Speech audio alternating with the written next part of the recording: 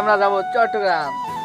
আর আমাদের যাত্রা এখনই শুরু। আমরা প্রথমে যাব এই যে ছোট অটো করে, এই যে চট্টগ্রামের জামাই। বাড়ি থেকে বের হয়ে আমরা সরাসরি ইন্দিরহাট টু স্বরূপকাঠি বাস স্ট্যান্ড খেয়াঘাটি সেরানদের অপেক্ষায় বসে থাকি। কিছুক্ষণ অপেক্ষা করার পর ওরা চলে আসে। তারপর আমরা একটা ট্রলার রিজার্ভ করি আর আমাদের বরিশালের খাতারঘাটি ট্রলারে নিয়ে স্বরূপকাঠি বাস স্ট্যান্ডের দিকে রওনা দিই।